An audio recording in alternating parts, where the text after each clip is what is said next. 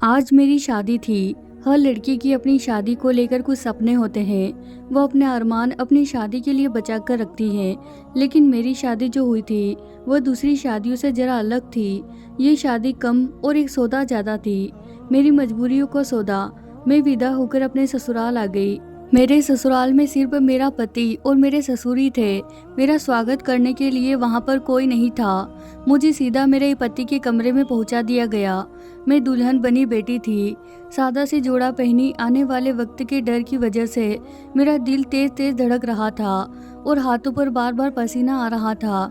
मुझे अपने पति के बारे में सुनी गई बातें दिमाग में घूम रही थी। अरे इससे शादी मत करो, वह पागल है। अरे वह तो साइको है। अरे तुम तो अच्छी भली पढ़ी लिखी लड़की हो, फिर क्यों इस पागल इंसान से शादी करने की बेवकूफ़ी कर रही हो। एक के बाद एक बात मेरे दिमाग में चल रही थी। घबराहट से गला सूख रहा था। मैं अपनी घबराहट पर काबू पाने की कोशिश कर रही थी। इतने में मेरा पति अंदर चला आया। मैं थोड़ा सिमट गई। वह आकर मेरे पास बेड पर बैठ गया और मुझसे कहने लगा कि अपना घूंघट उठाओ। मुझे उसकी बात बहुत अजीब लगी, लेकिन मैंने पहले ही अपने पति के बारे में इतनी अजीब अजीब बातें सुन रखी थी। इसीलिए मैंने उसकी बात मानी और अपना घूंघट उठाया। मगर जैसे ही मेरी निगाह उसके चेहरे पर पड़ी तो मैं चौंक उठी और उसने भी चौंक कर अजीब नज़रों से मेरी तरफ देखा और इतनी देर तक कि लगे मुझे देखता रहा।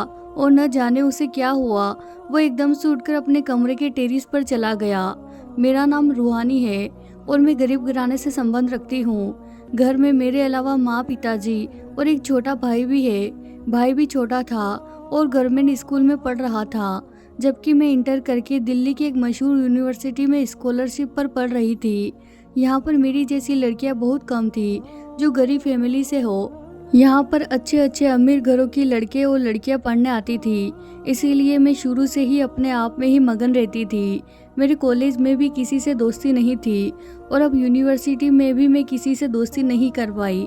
बस प्रोजेक्ट के लिए क्लास का जो ग्रुप सर ने बनाया था उनके साथ कभी कभी स्टडी डिस्कशन कर लेती थी। लेकिन इन्हीं दिनों में उदयपुर से एक लड़का विनय माइग्रेट होकर हमारे डिपार्टमेंट में आया। उसके आते ही पूरे डिपार्टमेंट में उसकी चर्चा होने लगी। वह बहुत हैंडसम था और हर लड़कियां उसे बात करने की तमन्ना रखती थी। मैंने भी जब पहली बार उसे देखा तो अपना दिल दे बैठी। लेकिन वह तो ऐसा चांद था जिसे मैं छोड़ने की तमन्ना तो कर सकती थी, लेकिन पा नहीं सकती थी।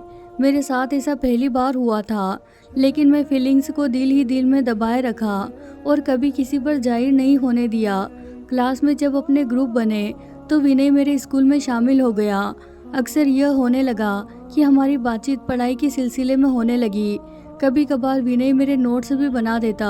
बहुत तरह से पढ़ाई में मेरी मदद करता था और असाइनमेंट में मेरे साथ मेरी मदद करता, जबकि किसी और लड़की से वह बात भी नहीं करता था। कुछ लड़कियां तो मुझसे कहने लगी कि विनय तुम्हें पसंद करता है, लेकिन मैं उनकी बात एक कान से सुनकर दूसरे कान से निकाल देती, क्योंकि मुझे अपनी औकात का पता था।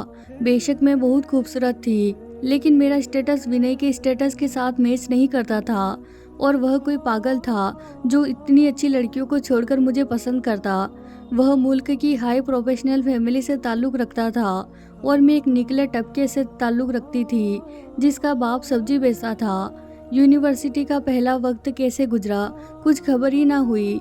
ना मैंने कभी विनय से अपने प्यार का इजहार किया और ना ही कभी विनय ने मुझे कोई फालतू बात की। आज हमारा यूनिवर्सिटी में आखिरी दिन था, लेकिन आज विनय नहीं आया था। मेरे दिल को अजीब सी बेचैनी लगी हुई थी। मैंने बहुत इंतज़ार किया। मैं एक आखिरी बार उसको देख लेना चाहती थी, लेकिन न जाने वह क्यों नहीं आया। हमने तो कभी एक दूसरे को अपना नंबर भी नहीं दिया था, कभी इसकी ज़रूरत ही नहीं पड़ी थी।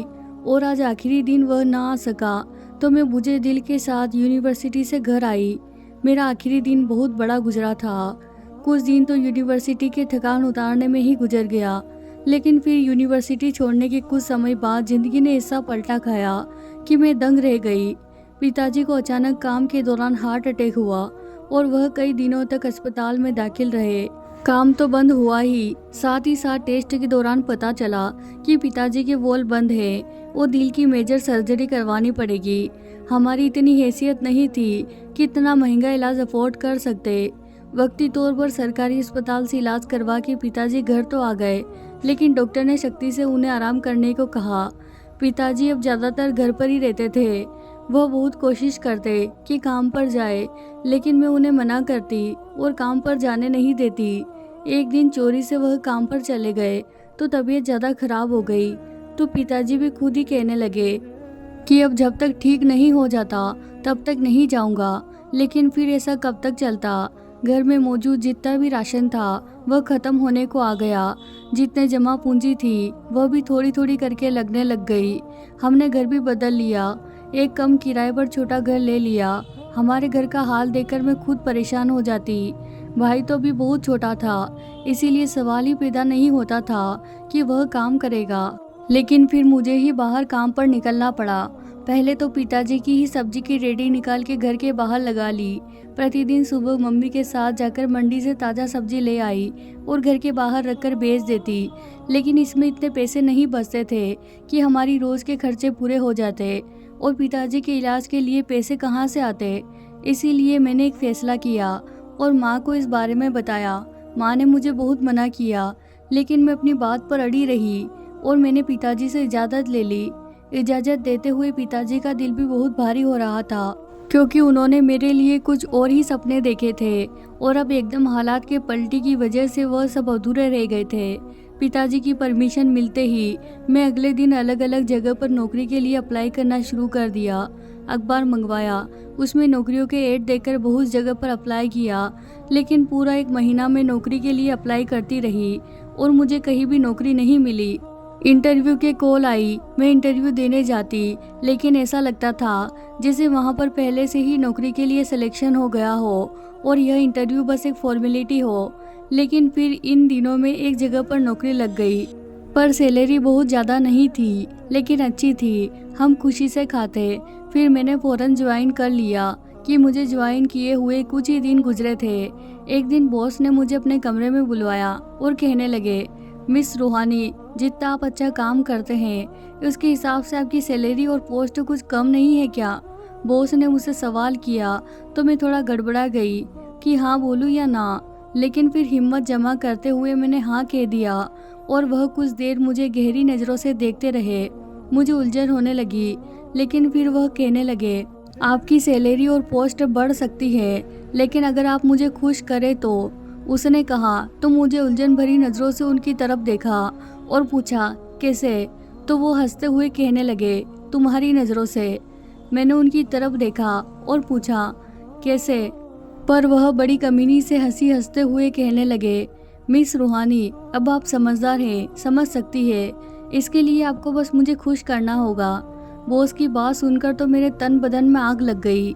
मैं एकदम खड़ी हो गई और कहने लगी कि तुम जैसे कमीनों की वजह से ही लड़कियां घरों से निकलने को डरती है। मैं लानत भेजती हूँ तुम पर और तुम्हारे काम पर। मैं ऑफिस से बाहर आ गई। पीछे से वह बस मुझे आवाज़ें ही देता रहा।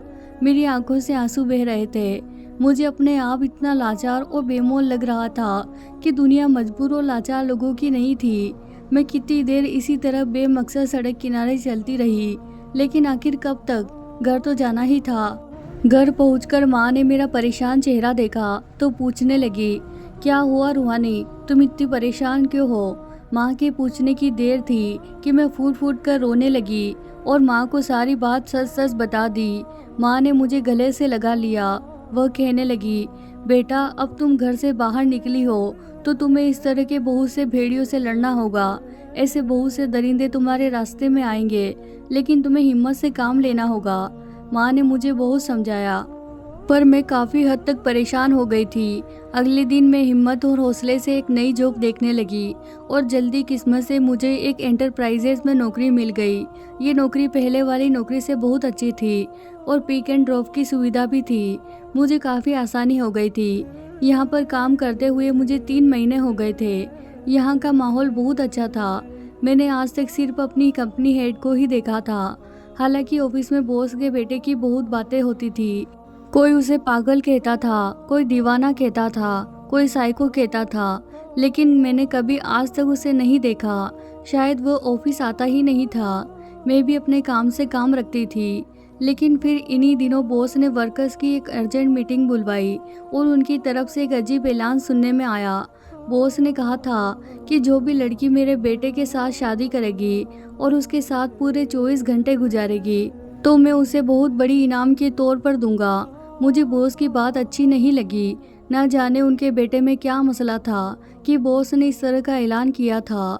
लेकिन फिर बराबर यह बात सुनने को मिलती रही। कोई भी लड़की बॉस के बेटे के साथ शादी के लिए तैयार नहीं थी। लेकिन यह बात सुनकर मेरे दिल में बार बार यही ख्याल आ रहा था, इतने ज़्यादा पैसे मिलेंगे तो मैं ही बॉस के बेटे से शादी कर लेती हूँ। इन पैसों से मैं पिताजी का इलाज करवा सकती हूँ और एक बार पिताजी ठीक हो जाए तो हमारे सारे मसले हल हो सकते हैं। और फिर कौन सा यह सच की शादी होगी, सिर्फ एक सौदा ही है ना। लेकिन दिमाग इस बात को झटका देता। दिल और दिमाग की जंग जारी थी और फिर दिल जीत गया। मैंने इस आग में कूदने का फैसला करते हुए बॉस को हाँ कर दी। मेरी बात सुनकर बॉस बहुत खुश हुए। उन्होंने रविवार का दिन शादी के लिए तय कर दिया। मैंने घर आकर माँ से बात की तो माँ बात सुनते ही शौक में चली गई, मुझसे खफा हो गई। पिताजी का भी रवैया माँ से अलग नहीं था। दोनों ने मुझे इस काम को करने से मना किया, लेकिन मैं अब तय कर चुकी थी। और सबसे बड़ी बात तो मुझे इन पैसों का लालच था जिसे मैं पिताजी का इलाज करवा सकती थी। इसके अलावा मुझे और कोई ऑप्शन भी तो नज़र नहीं आ रहा था। माँ पिताजी एक दो दिन नाराज़ रहे, लेकिन फिर मुझे समझाने बैठ गए। लेकिन अब मैं समझने समझाने की हद से निकल चुकी थी, इसीलिए मैंने उनकी बात नहीं मानी और रविवार का दिन भी आ पहुंचा। सादा से फंक्शन में हमारी शादी हो गई। मैंने अभी तक अपने पति का चेहरा नहीं देखा था, लेकिन उसका नाम सुनकर मैं चौंकी जरूर थी। लेकिन उसके नाम के तो बहुत से लोग होते हैं। अभी विनय, यह विनय तो बिल्कुल नहीं हो सकता। उसके आने से तो दिल धड़क जाता था, जबकि यह तो न जाने कौन पागल और साइको था। मैं विदा होकर ससुराल आ गई। अभी जब कमरे में दूल्हे को देखा तो मेरी हैरत की सीमा न रही। अपनी कहानी सोचते हुए मैं विनय की तरफ देखा, जो बड़ी गहरी और प्यार भरी नज़रों से मुझे ही देख रहा था। मैं शर्म से नज़रें झुका ली, लेकिन फिर उससे पूछा कि तुम्हें क्या हुआ है, तुम इस तरह क्यों, तुम्हारे बारे में ऐसा मशहूर है। मेरी बात सुनकर विनय ने गहरी सांस ली और वह कहने लगा, मैं जब उदयपुर से माइग्रेट होकर दिल्ली यूनिवर्सिटी में आया तो यहाँ के डिपार्टमेंट में इंटर होते ही मेरी नज़र तुम पर पड़ी थी। तुम एक तरफ बेंच पर बैठी अपने कुछ नोट्स बना रही थी। इन सब मॉडल और फैशन की मारी लड़कियों जिन्होंने मेकअप करके खुद को केक पेस्ट्री बनाया हुआ था, तुम उनसे बिल्कुल अलग नज़र आ रही थी। तुम्हारा चेहरा हर तरह के मेकअप से पाक और बहुत प्यारा लग रहा था। तुमने दुपट्टा ओढ़ा हुआ था और सीधी सादी प्यारी लग रही थी। मैं कुछ पल बस तुम्हें देखता रहा। ऐसा नहीं था कि मेरी ज़िंदगी में पहले लड़कियां नहीं आई थी, लेकिन वह सिर्फ वक्त गुजरी के लिए थी। लेकिन तुम्हें देखकर मैं पहली नज़र में ही मोहब्बत का शिकार हो गया और मैंने वहीं खड़े खड़े फैसला कर लिया कि सिर्फ तुम्हें ही अपनी पत्नी बनाना। और यह सोच आते ही एक सुकून दिल में उतर गया। मुझे तुम्हें देखना, तुमसे बातें करना अच्छा लगने लगा। इन्हीं दिनों में पापा की तरफ से मुझसे शादी का प्रेशर पड़ने लगा। दरअसल दिल्ली से पापा ने मुझे बुलाया इसीलिए था। मैंने उन्हें तुम्हारे बारे में बताया, लेकिन स्टेटस की वजह से पापा ने मुझे साफ साफ इनकार कर दिया और तुमसे मिलना भी गवारा नहीं किया। उन्हें तुम्हारी खूबसूरती से कोई मतलब नहीं था। वह अपने ही जैसे किसी बिजनेस क्लास फैमिली से मेरा रिश्ता करना चाहते थे, जिससे वह अपने बिजनेस को चार चांद लगा सके। मैं उन्हें बार बार मना करता रहा, लेकिन उन्होंने मेरी एक ना सुनी और एक जगह पर मेरा रिश्ता तय कर दिया। मैं इसीलिए आखिरी दिन तुमसे मिलने यूनिवर्सिटी नहीं आया था। मुझे पता था तुम मुझे पसंद करती हो, लेकिन मैं आखिरी दिन तुम्हारी उम्मीद नहीं तोड़ सकता था, इसीलिए मैं यूनिवर्सिटी नहीं आया। पापा मम्मी ने मेरी धूमधाम से मंगनी कर दी। मैंने पापा की मर्जी के आगे घुटने टेक दिए थे, लेकिन उसके बाद मैं चुप चुप रहने लगा। मेरी मंगेतर अक्सर मुझे बाहर ले जाने के लिए आती, मुझे महंगे महंगे गिफ्ट देती। वह मेरे साथ वक्त गुजारना चाहती थी, लेकिन मुझे यह सब बिल्कुल अच्छा नहीं लगता था। मुझे बार बार तुम्हारा ख्याल आता। और फिर एक दिन मैं यूनिवर्सिटी के क्लर्क डिपार्टमेंट से तुम्हारे घर का पता निकलवाया और तुम्हारे घर भी गया, लेकिन वहाँ से पता चला कि तुम लोग तो घर छोड़कर जा चुके हो। मैं बहुत मायूस हो गया। अब इतने बड़े शहर में तुम्हें कहाँ से ढूंढता। मैं खुद से कटा कटा रहने लगा। इन्हीं दिनों में इसी हालत में मेरा अपनी मंगेतर के साथ झगड़ा हो गया। वह मुझे किसी कंसर्ट में लेकर जाना चाहती थी, जबकि मेरा बिल्कुल दिल नहीं चाह रहा था। इसीलिए मैंने उसे साफ साफ इनकार कर दिया कि मुझे बार बार तंग ना करो। उसको मेरा इनकार बहुत बुरा लगा और उसने अपने पापा से मेरे प्रस्ताव के बारे में शिकायत कर दी। उसके पापा ने मेरे पापा से बात की और घर में तूफान उठ गया। पापा ने पहले तो मुझे बहुत बुरा भला कहा और फिर पापा ने मुझे साफ साफ वार्निंग दे दी कि मुझे उस लड़की से माफ़ी मांगनी होगी और अपना बर्ताव ठीक करना होगा, वरना उनके बिजनेस को भी नुकसान था और हमारे रिश्ते को भी। लेकिन मेरा ऐसा कोई इरादा नहीं था। मैंने ना तो लड़की से माफ़ी मांगी और ना ही अपने रिश्ते को ठीक किया। इसके नतीजे में हमारी मंगनी टूट गई। पापा मुझ पर बहुत गुस्सा हो गए।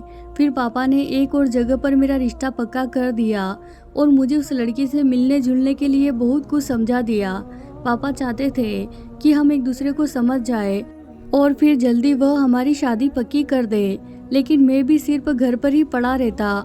मेरा दिल नहीं करता था कि मैं कहीं बाहर जाऊं या आऊं। पापा मुझे बहुत डांटते, अक्सर मुझे समझाते, लेकिन वह मेरी बात मानने को तैयार नहीं थे।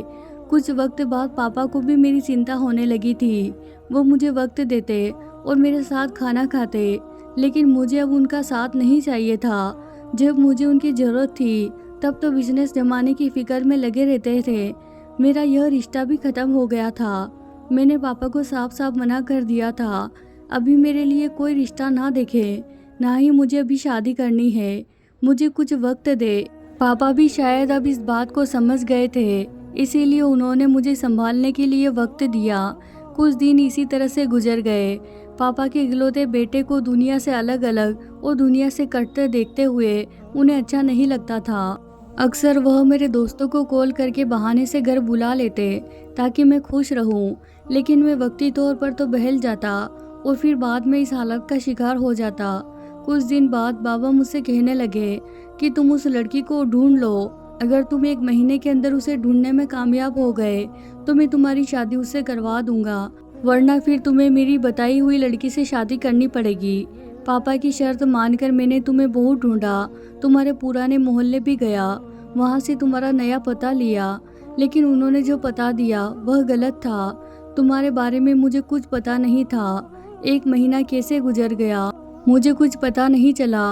मेरे पास तुम्हारी कोई तस्वीर भी नहीं थी और ना ही तुम्हारी किसी से कोई दोस्ती थी जिसे मैं तुम्हारे बारे में पूछ सकता। जैसे ही महीना ख़त्म हुआ पापा ने मुझे तुम्हारा पूछा तो मैं हारे हुए अंदाज में पापा से कहा, वह जिस भी लड़की से मेरी शादी करेंगे मैं तैयार हूँ। पापा तो जैसे ही खुशी से बेकाबू हो गए और अगले ही दिन उन्होंने कहा कि मैं इस रविवार तुम्हारी शादी पक्की कर दी है। रविवार को तैयार रहना। मैं उनसे लड़की के बारे में कुछ भी नहीं पूछा, क्योंकि अगर तुम नहीं हो तो कोई भी हो, क्या फ़र्क पड़ता है। रविवार के तहत पर मैं तैयार हो गया। शादी के दौरान तुम्हारा सुनकर मैं चौंका जरूर था, मगर रूहानी नाम की लड़कियां न जाने कितनी इस दुनिया में होगी, मैं यह सोच रहा था। और फिर तुम्हें अपने कमरे में देखकर हैरान हो गया हूँ। शायद भगवान ने हमारा मिलना लिखा था, इसी तरह हमारा नसीब जोड़ना था। और देख लो, आज हम एक हो गए। विनय ने कहते हुए अपना हाथ आगे किया तो मैं भी उसके हाथ पर हाथ रख दिया। अगले दिन सुबह मैं और विनय बहुत खुश अपने कमरे से बाहर निकले और जाकर पापा से मिले। पापा हम दोनों को एक साथ खुश देखकर बहुत हैरान हुए और फिर हम दोनों को एक साथ गले लगा लिया। उनकी आंखें भी कहीं, शायद वह भी विनय की इस हालत की वजह से बहुत ज़्यादा परेशानी में थे और अब उसे खुश देखकर उन्हें अच्छा लगा। हम सब मिलकर नाश्ता करने लगे। विनय मुझे थोड़ी थोड़ी देर बाद हर चीज़ उठाकर मुझे दे रहे थे। मुझे बहुत अच्छा लग रहा था और पापा हैरानी से विनय को देख रहे थे। सिर्फ मैं और विनय ये सच्चाई जानते थे। उन्होंने पापा को इस बारे में कुछ नहीं बताया। मैंने और विनय ने एक दूसरे से वादा किया था कि यह बात हम कभी भी किसी दूसरे को नहीं बताएंगे कि हम एक दूसरे को पसंद करते थे और मैं वही लड़की हूँ जिससे विनय शादी करना चाहता था। पापा को भी सच्चाई का पता नहीं था, इसीलिए वह हमें खुश देखकर बहुत खुश थे कि अचानक विनय पापा से कहने लगे, पापा मैं दरअसल आपका धन्यवाद करना चाहता हूँ कि आपने रूहानी को मेरी ज़िंदगी का साथी चुना। इससे बेहतर लड़की मेरे लिए कोई हो ही नहीं सकती थी। विनय यह कहते हुए उठकर पापा के गले लग गए। पापा की आंखें भी भर गई। वह कितनी देर विनय को अपने सीने से लगाए खड़े रहे। हमारी शादी को लगभग 1 महीना हो गया था।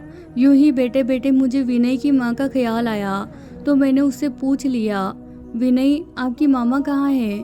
मैंने कभी उनके बारे में नहीं सुना और नहीं कभी उनकी कोई तस्वीर देखी।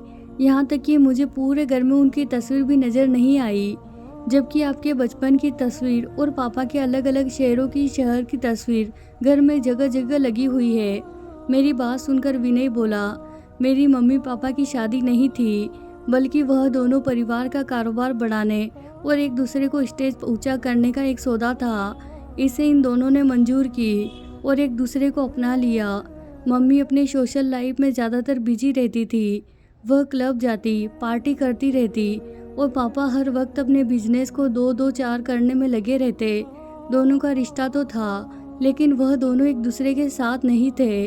इन दोनों के रिश्ते में प्यार नहीं था। इसी दौरान न चाहते हुए भी कहीं में पैदा हो गया। हालांकि मम्मी को बच्चा नहीं चाहिए था। वह अभी अपने पैरों में किसी तरह की बेड़ियां नहीं डालना चाहती थी, लेकिन शायद भगवान को कुछ और ही मंजूर था और मैं दुनिया में चला आया।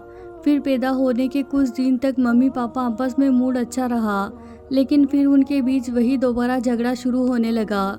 मम्मी का आपत्ति होती है, लेकिन पापा को एतराज़ होता है कि मैं जब घर आता हूँ तुम घर पर मौजूद नहीं होती। यूँ इस तरह करते करते इन दोनों के झगड़े बढ़ने लगे।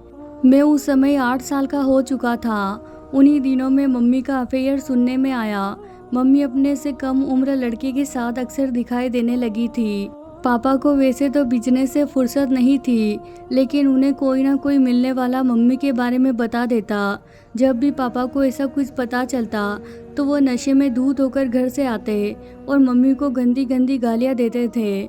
लेकिन एक तो वह नशे में होते और फिर दूसरी ओर मम्मी उन्हें ऐसा करने से रोकती नहीं थी।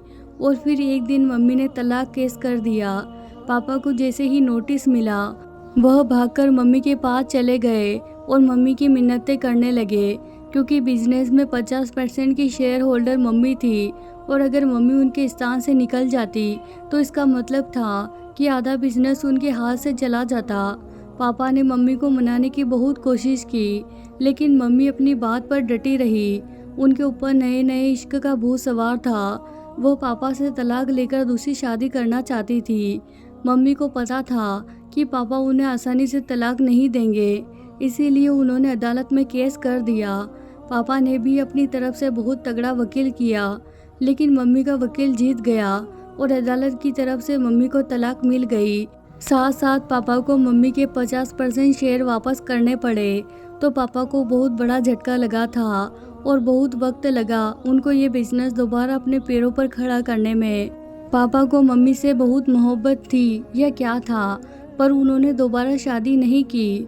पापा के साथ पापा ने सारे घर में से मम्मी की हर चीज़, यहाँ तक कि मम्मी की तस्वीर भी नहीं रहने दी। मेरे उन पर झगड़ों का बहुत असर हुआ। मम्मी की बेवफाई और रोज़ रोज़ का झगड़ा मुझे भरोसा ख़त्म करते गए। मैं इस तरह की ज़िंदगी अपने लिए नहीं चाहता था, जिसे ना घर का ख्याल हो, ना अपने पति का, ना अपने बच्चों का, जिसे यह तो पता हो कि शाम को तैयार होकर उस क्लब जाना है, लेकिन यह ना पता हो कि शाम को उसका बेटा और पति क्या कहेंगे। मर्दों से अपनी तारीफ सुनकर अच्छा लगता हो। मुझे ऐसी औरत नहीं चाहिए। मैं चाह रहा था कि मुझे वह औरत मिले जो मेरी अटेंशन और प्यार की भूखी हो, जो मुझसे मोहब्बत करे, जो मेरे घर को घर बनाकर रखे और जब अपने घर वापस आओ तो मुस्कुराती हुई मुझे दरवाजे पर वेलकम करती मिले। इसीलिए जब मैं तुम्हें देखा तो मुझे लगा कि तुम ये वह औरत हो जो मेरी ज़िंदगी में सब ला सकती हो। हालांकि मैं अपनी सोसाइटी में से बहुत सी लड़कियां देखी मुझे अच्छी मिलेगी, लेकिन वह सब की सब मम्मी की तरह ही थी। मम्मी की तरह उनकी ज़िंदगी भी मम्मी की ज़िंदगी जैसी ही थी। मैं धीरे धीरे सबसे ऊब गया और जब मैं माइग्रेट होकर आया तो मुझे लगा कि मेरी तलाश ख़त्म हो गई है। विनय ने कहते हुए प्यार से मेरे कंधे पर हाथ रखा। मैं उसके सीने से खुद को लगा लिया, क्योंकि मुझे मालूम था कि विनय की मोहब्बत और साथ हमेशा मेरे लिए है और आगे की ज़िंदगी में खुशियाँ ही खुशियाँ हैं। तो प्यारे दोस्तों, ये थी हमारी आज की कहानी। अगर आपको कहानी पसंद आए तो इसे ज़रूर लाइक कीजिए, साथ ही साथ कमेंट भी करें। और अभी तक आपने हमारे चैनल को सब्सक्राइब नहीं किया है तो चैनल को ज़रूर सब्सक्राइब कर लें। धन्यवाद दोस्तों।